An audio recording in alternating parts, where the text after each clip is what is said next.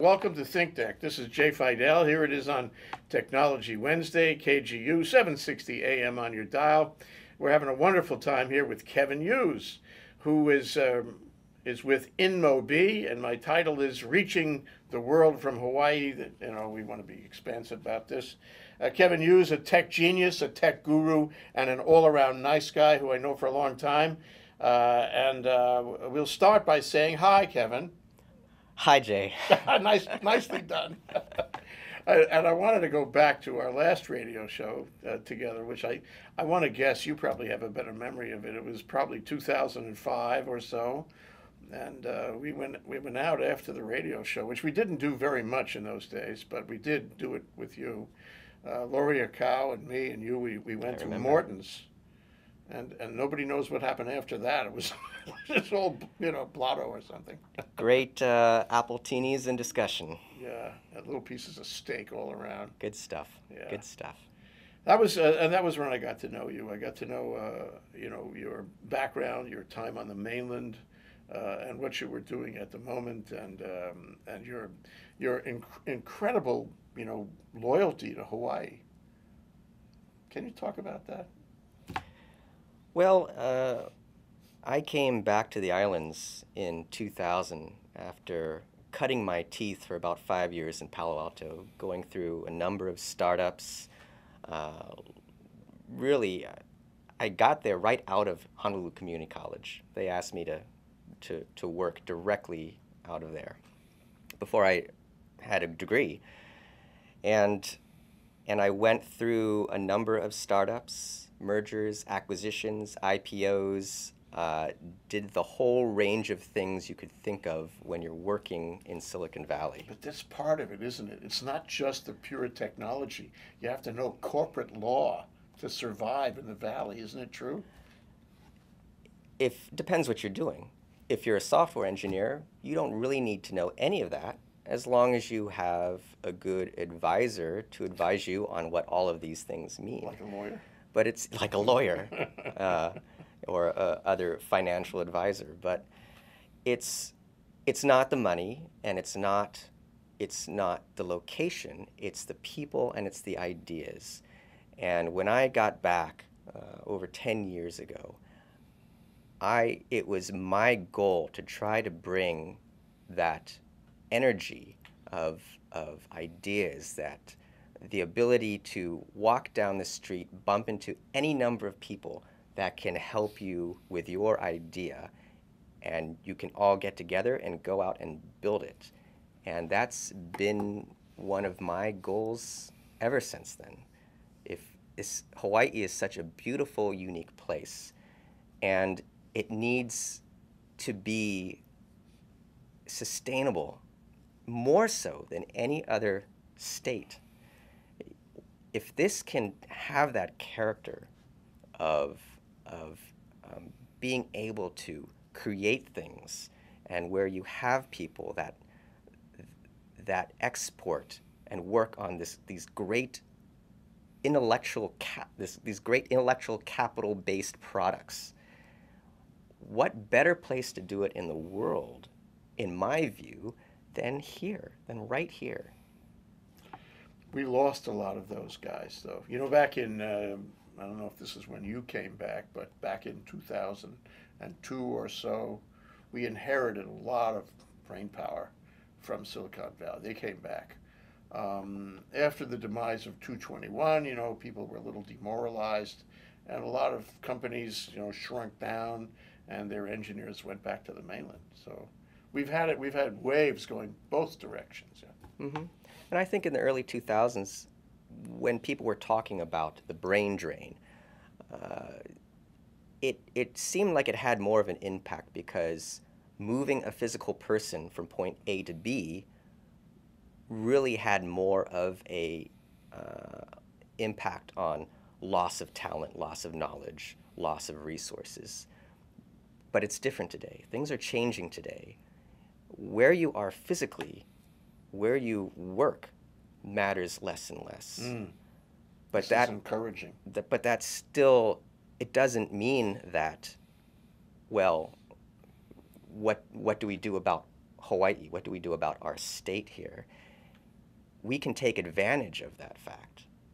We can turn it around to our advantage and say, well, in a day and age when you can work anywhere at a company whose trade is solely in ideas, when you encourage the growth of a creative class and a creative workforce, when you can do that and you can be anywhere to do it, why wouldn't you want to be here? Why wouldn't you want to work here? I'll be the devil's advocate. I'll say that if you're, what did Lowell Kalapa once said, and I remembered this because it was totally quotable. He's a tax foundation man.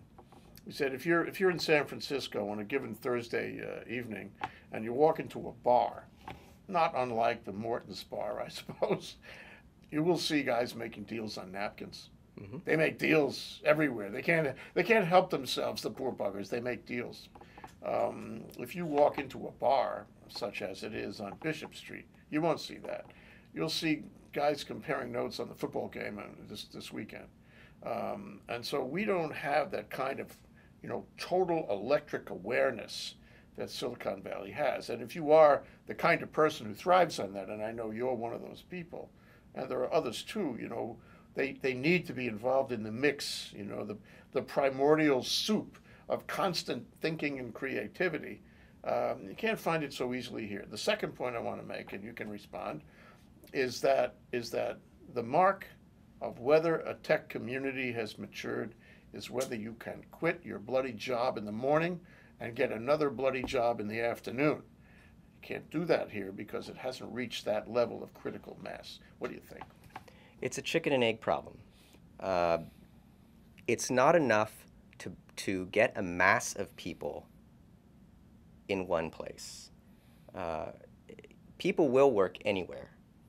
And today with foundational technology like Skype, other collaborative tools like GoToMeeting, any number of this new kind of infrastructure that businesses are relying on, you can work in teams and even somewhat effectively.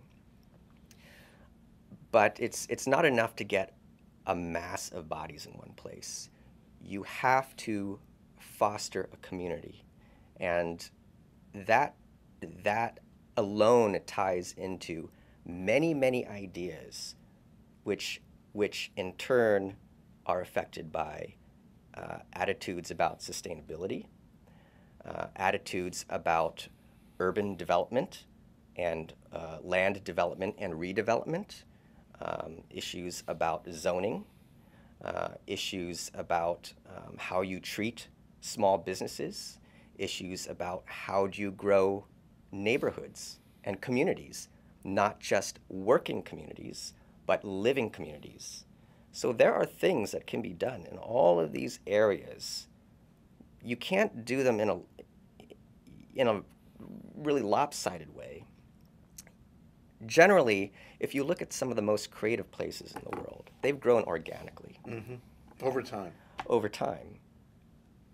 I tend to think that you can build such communities, but you have to build them in a way that they are self-evolving. A case in point. So when I talk about some of the most creative places in the world, we're talking about a pretty good density of people that work in creative software industries and whose companies produce a lot of capital. And there's a lot of creative and artistic output in these places. So these kinds of places include Palo Alto, mm-hmm. California, mm-hmm. Mountain View in California. Mm-hmm. Separate community, and South Park in mm-hmm. San Francisco. Mm-hmm. These three places are really known as being among the major tech meccas of software in the world. You haven't mentioned Soho yet. New York is coming up there, but they've got a very, very good mix of people. But it has its own character. They're working on finding it. Okay, fair enough. That's a very nice way to put it, I think. But if you examine all of these places, typically, like if you look at the zoning and the planning of all of these places, you typically have a number of similar characteristics.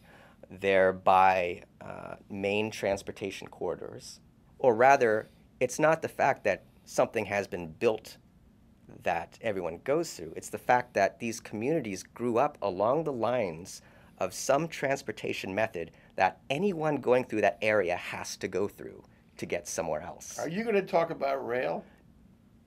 Okay. No. I feel it coming. If you're going there, Sure, let's go there. I don't believe in rail. Ah, I believe that there are more flexible, evolvable transportation solutions. The fact that you build something that's so infrastructure heavy does not guarantee that businesses will suddenly pop up around the stations like a weed. It's not guaranteed at all. If you look at many of the alternatives, bus rapid transit, managed lanes, paper, commuter lane, yeah. things like that, there's so many successes in other communities that one can look to, and really creative solutions that don't require so much effort, relatively speaking, Yeah. Well, to you do. know, I would imagine that tech guys, especially guys, information technology, believe in, may I coin a phrase, nimbleness. And speaking of nimble, you know, that's Kevin Hughes. I'm Jay Fidell. We're here at ThinkTech on Wednesdays. We're talking about Inmobi, reaching the world from Hawaii. Kevin Hughes, a tech genius guru and all-around nice guy. We're going to talk more about Kevin Hughes and Neil Abercrombie right after this break. Here we are, Kevin Hughes and me on a Wednesday, a Tech Wednesday, sitting here talking about Inmobi, reaching the world from Hawaii. And there's a lot to discuss about in Inmobi. I get that Inmobi. right? Inmobi. Inmobi. Inmobi, okay. It takes practice. But before we get to that, I want to talk about the visit you had. It was 2 weeks ago tomorrow, a visit by a delegation, as it were, the governor, Neil Abercrombie, and Steve Case, super duper tech guru. Tell us what happened. This was at MIC, at your facility there at MIC, Manoa Innovation Center. Tell us why and what happened. Well, we knew they would be coming around and paying a visit to various companies at MIC. And when they were scheduled to come in, we didn't really expect such a large crowd. We thought maybe it would be both of them and 2 or 3 other people. But as it turns out, there was a good amount of press, cameras, and photographers, and it took us all a bit aback. You didn't seem intimidated at all, Kevin, by any of that. Well, I realized then that this is our time to tell them what we were about and how we got to be there. So I gave them this short story of how we started as Chip-In, basically the company that allowed people to chip in for funds for all kinds of events, birthday parties and surgeries and everything. But the business model didn't work out. We couldn't make it work. We didn't get enough customers. So after a good two-ish years of trying, most of that time, of which was chronicled by Hawaii Business Magazine, we decided to make a change. We saw some potential in some of the directions that our software was taking. And we decided to change our company name to Sprout. We changed our software to a very different kind of product and business model. We started making a program like PowerPoint, which allowed people to create software without having to know how to code. Widgets. And it started as Flash widgets, so they could drag and drop all kinds of things on a page, whether it was a progress bar, a button, or an image, or a sound.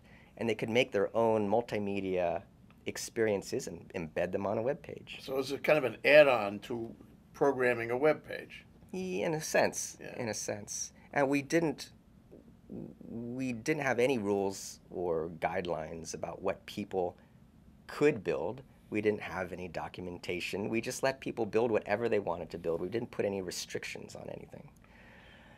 So, and doing so allowed us to organically figure out where was our target customer, Sure. who was our target audience. Just watch what they do. Watch what they do. Great.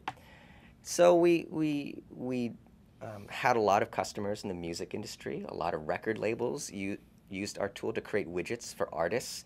Everyone from Taylor Swift to Britney Spears to Block Party to Pink, a whole Leonard Cohen, Yoko Ono, just a huge variety of, even Michael Jackson, huge variety of artists. But we couldn't make the numbers work just for that industry alone. And we tried a number of different business models, charging on a subscription basis to people, working on kind of company partnerships, selling to organizations on a per-seat basis. None of it worked out, but we found that there was one particular use which was getting a lot of traction. That was the advertising industry. They were using our product to build desktop and mobile ads. You have to be nimble. And we, for a time, we were like any real scrappy startup. We did everything we could to keep funding, to make money, to keep the lights on. We took pay cuts. We did everything we had to do. And eventually, Inmobi approached us. Ah. Inmobi at that time was a mobile ad network based in Bangalore, India, with a size of about 300-ish employees. And they flew the entire company, all about 24 of us, out to Bangalore for, I think it was about 2 weeks, to get a sense of their team and how they worked, and see how our cultures fit. And why did they come to you? They saw potential in our software because they deal, ad networks. If you're an ad network, let's say you're a Google, it's not, if you're working with large companies, large brands that want to run advertising on your network, at a certain level, or when you do enough of this kind of business, a number of your customers expect you to build the ad yourself. They expect you to have a creative services team that builds this. Now, often these ad networks can work with brands to build these things, but even more often, these brands approach ad agencies, advertising firms, which come up with a mobile strategy for their advertising campaign. And these ad agencies, in turn, look to all sorts of technology companies for building new and innovative ads for running on different devices. Mm-hmm. And Sprout was slowly but surely making a name for itself among these ad agencies and brands as being a go-to person for creating these really rich interactive experiences. So we kind of built our reputation by what we had built slowly over time. Was it that you were enabling others to build interactive, interactive programs, or were you the ones who were building? What did they want? Did they want your programming environment, or did they want you to actually do the ads? Both. We decided to offer both kinds of services. We have an internal creative services team which builds ads for brands and companies, and we allow organizations to license our builder product, which allows them to build ads without coding. And the reason why this is so great for ad agencies is typically with this proliferation of mobile devices, tablets, mobile phones, all kinds, thousands of them exist and are in use today that can display ads of some sort at any given time. An ad agency, to show a single ad on all these devices at once, they typically employ a team of programmers to hand code each of these ads and optimized for every single target mobile device that they have to do. And it's very time consuming, it's costly, it's outside of the expertise of an ad agency. They're not a software programming firm. Their expertise isn't developing the content for Yeah. campaigns. And that's what they do best. That's what they do best. They don't want to be a programming firm. Yeah. But with a tool like ours, it allows their designers Yeah. to create these things where previously it took a team of programmers, a month to build one of these things. One designer could build multiple ads in a fraction of the time with simply a good design background. Ooh, this is really a rich possibility then. It was a real smart move for them to contact you because you could do this kind of synergy together. It worked out in so many ways because we simply could no longer exist on our own. But because although we were getting good customers and they had a vested interest in keeping us going, it wasn't enough. It wasn't enough. In terms of volume. In terms of volume, in terms of the deals, Yeah.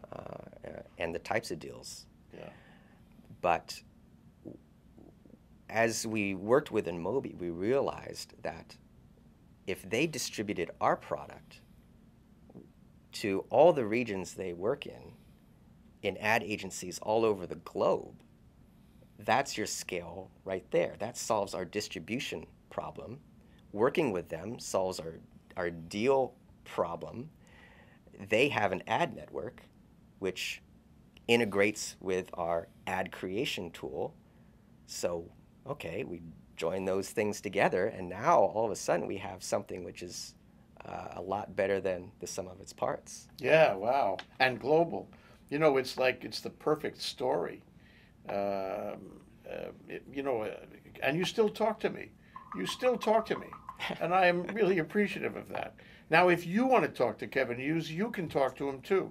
Call 296-5467 and ask to be put on with Kevin here at KGU, and you can have the extraordinary experience of asking him a question as well.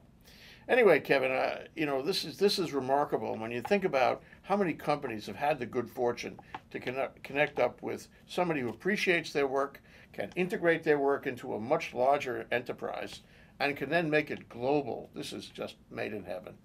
And what has happened? Well, Inmobi always set its sights on being a global company. Today, they have about 1,000 employees, and they have focused in advertising efforts and sales efforts in around 18 offices in a number of different regions, Asia Pacific, Australia, Middle East, Europe, and North America, and the other Americas. And they're using our software everywhere. We're working more and more with the various product teams and engineering teams in India. Most of them are in Bangalore today. The thing is, see, they have a very good reputation. Mobi has a good reputation for being what's known as a performance ad network. It's high performing. It's sort of, you might call it left-brained in a way. Or maybe I have it. No, I think left brain is the creative side. Yes. If left brain is the creative side, they're very right-brained. We're the left brain of the company. We're the designers. We provide the creative services. We create tools for designers. And they have the business connections to parlay that. Right. So they realized that. So they formed what's called the Rich Media division of the company. And Carnett, Sprout's co-founder, basically heads that division. My role in that company is chief designer, which means I work with marketing, multiple product managers, and basically anyone else in the company on making sure that everything that touches users is as well designed and usable and consistent in terms of story and experience as can be made. I try, do my best. It's a new adventure for all of us, but. Well, that's Kevin Hughes. He's a tech genius, guru, and all-around nice guy. And we're going to take a moment for a break now. We'll be back and we'll talk about his conversation and how he presented this extraordinary symbiosis to Neil Abercrombie, and also to Steve Case. Okay, we're back. This is Jay Fidell, ThinkTech on a Wednesday, Tech Wednesday. With me, Kevin Hughes of Inmobi. Inmobi. I'll get it. Say it one more time. Inmobi. Okay, and the origin of this word? It roughly corresponds to Indian Mobile. Indian Mobile. India Mobile. Okay. India Mobile. All right. Okay. So therefore, the unusual—I should say unusual, but the pronunciation that I can't seem to capture. I'm gonna work on it with the International Phonetic Alphabet. I'll figure it out. But anyway, we were going to go back to the conversation with Neil Abercrombie. I remember I was there and I was watching you have this conversation, and he was like fascinated with what you were telling him. And of all the interviews that he did that day, and he did half a dozen around MIC, I think he was most engaged with what you were telling him. And I think the reason is clear, that you are a kind of poster child company in the sense that you take local tech, local entrepreneurship, and you connect it up with a global. It's everybody's dream, and you have realized that. And I think he saw that. But tell us your impression of where he was coming from in that conversation. Well, I understand, as a politician, you are beholden to constituents, and every one of them has a point of view and raises a number of issues, and you're down in the details every day. It can get discouraging, So if you're running a state, your concerns are top level. How do we relieve congestion? How do we get food here? How do we make money? Those sorts of things. So at that level, that's where he's coming from, very directly. How does this help us? How does this affect us? Yeah. And he's had in his New Day program, even way back early in his campaign, tech has been, what do you say, the jewel in the crown, or maybe energy-tech has been the jewel in the crown. And so I saw him being fascinated with what you were telling him.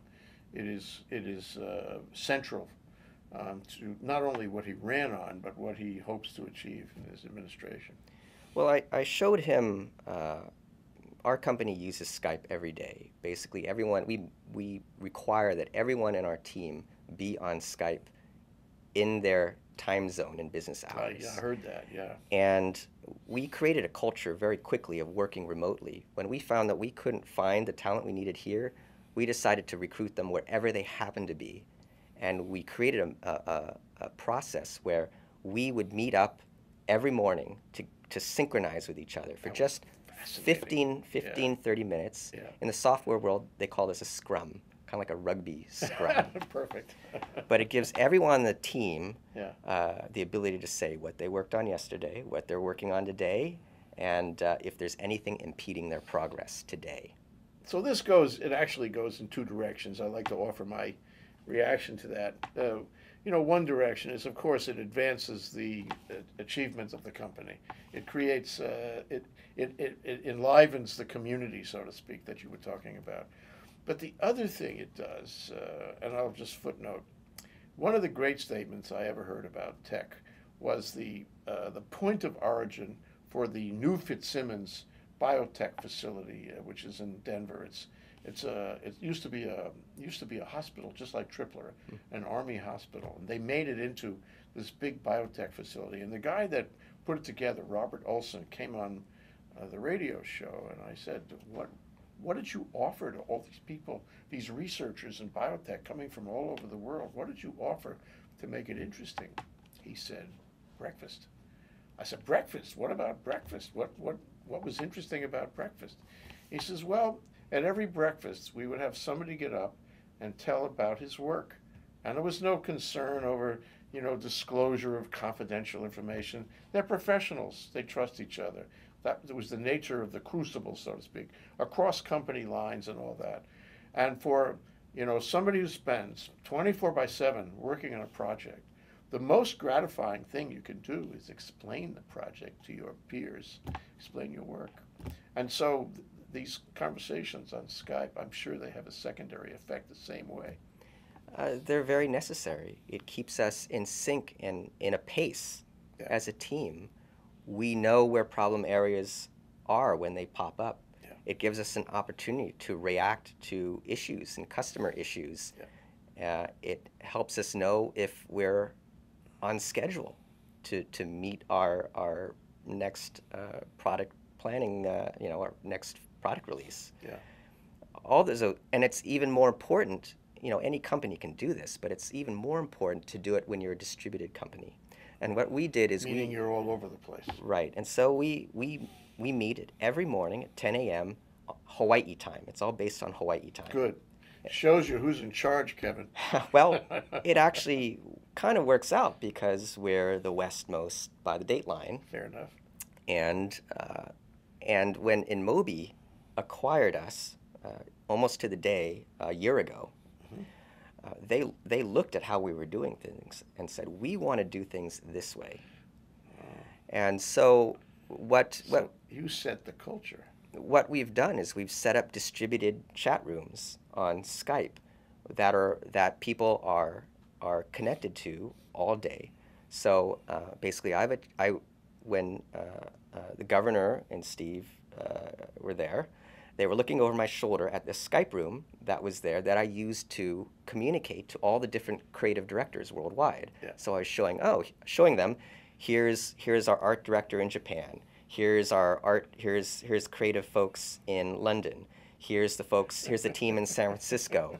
Here's this guy that works from his basement in Calgary, Canada. That's Chris, one of our star designers. That's community, your global community. That's a tremendous gratification in that. It's quite amazing. It's been a really wonderful experience to see how we can all work with each other, no matter where we are. But as we're doing this, just yesterday, I was on a Skype call with product managers in London and Bangalore. I was up at 10, and it was 9 a.m. in the UK and around 2 p.m. in Bangalore. And Skype is pretty bad when you're doing these kind of equidistant global chats over the internet. Connections to London are really bad. Connections to San Francisco are almost worse, actually. Really? Because I don't know what's going on there with the infrastructure, but it's bad. There's so much something going on in the tubes. We have an advantage then, I think, eh? It's actually better going to Bangalore, depending on the time of day, but generally, It's a kick to be able to talk to two ends of the universe at the same time. It does. So It blows my mind anytime. And actually, it turns out Hawaii is a great time zone to do business with India. Yeah. Because at around 5:30, 6 p.m. here, that's around 9, 10 in the morning over there. Yeah. And that's when you do at the end of the day, sync up, and they're ready for the day. And then at the end of their day, they say, oh, here's what I did today. Okay, great. We'll just hand it off and you're happy with the relationship, it sounds like. There's always a risk when you do, a long distance merger with a company that really you didn't hear about until they contacted you, that somebody will take advantage of somebody and that it will not be a perfect relationship. But it sounds like this is working pretty well. Can you describe that? Pretty well, considering that the company is growing so quickly. All the engineering teams are growing quickly. We have a lot of products scheduled. There's a lot to plan, a lot to the design. In India, the engineering culture and background and kind of startup culture is relatively new compared to the mainland. Typically, if you have someone growing up that wants to be an engineer, they might do it just so they can, get their family, have them live. Right. And when they're going through the curriculum, they're going through orders of magnitude more competitive pressure and atmosphere just due to the sheer number of candidates, the old story that you have. So by the time they hit the top educational places, the IIT in India. Because Indian information technology, it's like the MIT of India, isn't it? Yeah. Yes, like the MIT of India. By the time they get there, they're very good at execution and focus, but not so good at, I would say, thinking outside of the box. In Silicon Valley, it kind of evolved into having this culture of sort of the John Wayne cowboy shoot from the hip startup culture. Which is good. Which is good. And it doesn't discourage you from doing anything that you want to do. In India, they tend to be a little bit more cynical. You know, you need to have very detailed specs about what you need built, but they will build it. They don't want to make a mistake, I think. You know, they're trying to prove themselves to the world as, you know, excellent engineers. So it's a little risky to think outside the box. Something like that, don't you think? Right. So while they may be good engineers, you know, not all of them are necessarily good startup engineers. And I think that applies to any community where you have a sizable, you know, sizable companies with large engineering teams. Yeah, but it is comforting to know that the U.S. Sort of tech culture still has a corner on that kind of startup mentality, that shoot from the hip thing. And it's visible in the Startup Hawaii program, which was taking place the very same day you spoke to Neil Abercrombie and Steve Case. Yes. That's the voice of Kevin Hughes, tech guru, genius, and all-around nice guy. We're talking about Inmobi. Reaching the world from Hawaii. Inmobi. Inmobi. We're back, and I'm sorry, but you missed a great conversation during the break. That's what happens here on KGU 760 AM with Kevin Hughes. So we were sort of advancing the needle to Steve Case, and come to find that Kevin Hughes and Steve Case go back for almost 20 years. That's why, you know, you were so comfortable with the man when he came around with Neil Abercrombie to, you know, have a discussion with you in your office there. What was all that about?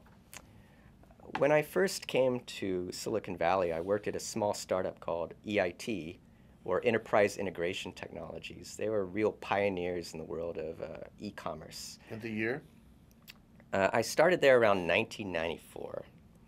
And our CEO, Marty Tenenbaum, he liked to bring in luminaries from the industry to just come and do a lunch talk with the engineers. Just like the thing at New Fitzsimmons. It's the gratification thing, you know, professional gratification. Right. So one time Andy Grove would come by. Another time, a man named Nathaniel Borenstein, who made the technology that allows you to send images through email. And another time, Steve Case came by around 1995, I think it was. He was with AOL at the time? Mm-hmm. And he had just heard about, through Marty, he had heard about this new technology called the World Wide Web, and he wanted me to demonstrate it for him. So I went into a room and sat down at a terminal, and Steve sat down, and I said, okay, I'll show you what this is all about.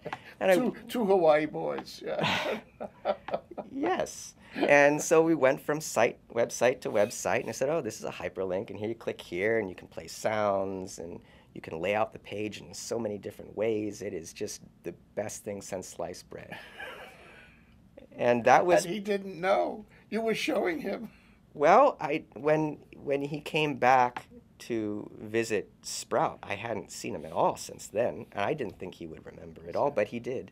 He did. So I was pleasantly surprised. I mean, 2 weeks ago when he came Just back. 2 weeks ago, right. I hadn't seen him in almost 20 years. Yeah, well, he's certainly aged. But he's not much older than you. In fact, maybe you're about the same age. Could it be? No, I'm 40 today. Oh, okay. You're a young fella. He's been through the mill, I think. Happy birthday. Am I right? No. My birthday's next month. Okay. But I'm maybe 40 we have now. to have this conversation again. As of this point. Well, you'll be 41 next. Okay, Yes, well. I will. Yes, Okay, I will. well, I'd be concerned. I'd be concerned. Time goes by. Time goes by. But, you know, Steve Case, you know, coming from Startup America, his focus is on, you know. That's right. He's one of the principals of Startup America, and they were doing Startup Hawaii the very same day as the day you met with him. Right. So. But he's looking at things from a higher level. He's saying, oh, how do we do this at, at, at the level of the nation? You know, how do we do this for the U.S.? You know, and he's involved with Barack Obama about that. This is coming out of the White House. I think it's great to have. It's always great to have political support behind high tech and sorts of industries uh, that trade in, again, innovation or intellectual capital, because it's really such a core part, I think, of being human in a sense. Yeah, it's the nod. And but you know, he's looking at such a high level. He can't delve into the particular needs of every state. Yeah. And what I would have said to him, if we had the time, is that there are lessons that, you know, there are things that Hawaii can be the leader in when it comes to the intersection of sustainability and technology. These are lessons that we can provide and communicate to every other state. And I think Hawaii can be a leader in that field. What kinds of lessons? Give me an example. Well, people don't, outside of the green energy industry, or perhaps green energy mostly, they don't really talk about all the connections between sustainability and high technology. It seems like people feel that they're so separate, particularly when it comes to software. It's such a ethereal sort of a thing. But I look at it this way, right? You need, if you, to have a community that works at its most basic level, you need land to grow food, or otherwise some way to bring it in, and you need people to grow ideas. Fair enough. Ideas. If we talk about what are the industries that cater in ideas, whose product as ideas, I call these zero footprint industries, and that they don't have a large physical footprint. They don't have a factory. They don't require tankers of goods being shipped in. Yeah. We're talking about groups of people that import and export ideas. Yeah. So we're talking about things like software companies, media companies, artists, you know, that produce music, photography, all sorts of things. These Ideas that improve the quality of life on the planet for millions of people, and ideas that are valuable and make somebody conceivably very, very wealthy. So if you foster these sorts of industries that require less of a physical footprint, that have a distributed workforce or can be distributed, you know, it opens up all kinds of new opportunities, and it ties in with a sustainability mandate. We're saying you can create companies and an economic driver that doesn't require building huge buildings. It doesn't require sending in tankers on a route multiple times every day. You know, it doesn't require huge stockpiles of And you're energy. saying it's perfect for Hawaii. It is perfect for Hawaii. Well, you know, I worry because I mean, what you're saying is totally right, Kevin, and it needs to be said and often. The question though is how do you get everybody to agree to that? I mean, so out there's all these kids, and government officials and business executives. You know, they're out there and they may not understand this. What do you say to them? What do they have to change? What do they have to do to get us organized in this particular direction? I would say foster communities to be more evolvable and flexible.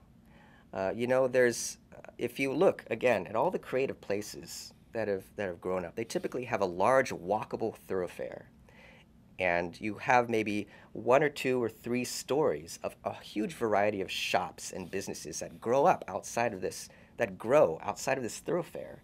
That in turn leads to the creation of a huge amount of residences which circle the thoroughfare, but are still within walkable distance, say within a mile or two. Mm-hmm. And so within this mile, you have this incredible microeconomy, which itself is just becomes a larger driver for the larger area. In fact, I found that I think one of the great leading indicators to know that when you have a creative place is when you have the following within a 2-block radius. You have a bike rack, a cafe, a florist, and a barber. I hope you're writing this down. All right, okay. So there's this website called walkscore.com, and it measures the walkability of different communities. So it's when I say walkability, it's about how is this community, does this allow you to as you live your lifestyle in this community, does it facilitate walking, basically? Yeah. Can you walk down the street, do your shopping, do what you need to do, go to work, Yeah. come back home, all there in one place? Yeah. And that's your day. And that's your day. You can meet other people, share ideas, go to meetings, go to events, all within this walking distance. This is so interesting. I once had a discussion with Cheryl Soon. At the time, she's very well trained in planning. At the time, she was the Department of Transportation Services for the city director. And I said to her, how are we going to solve the problem about people getting around the city and having a quality of life? She said, you have to rebuild community neighborhoods, just like the neighborhoods Absolutely. you're talking about. I actually did a little, I checked to see the walkability score of some Hawaii Oh, good. communities. Oh, but Kevin, we're almost out of time. Kevin, I told you we needed another hour to do this. What a way to leave our listeners, Kevin. What a terrible thing. But Kevin, we're going to have to say goodbye. Thank you, Kevin. It's been wonderful to have you Thanks, here. Jay. We got to do it again. Promise me we're going to do it again. Let's do it again. That's Kevin Hughes, reaching the world from Hawaii. Tech genius and guru and all-around nice guy. This is Jay Fidell. We'll see you soon.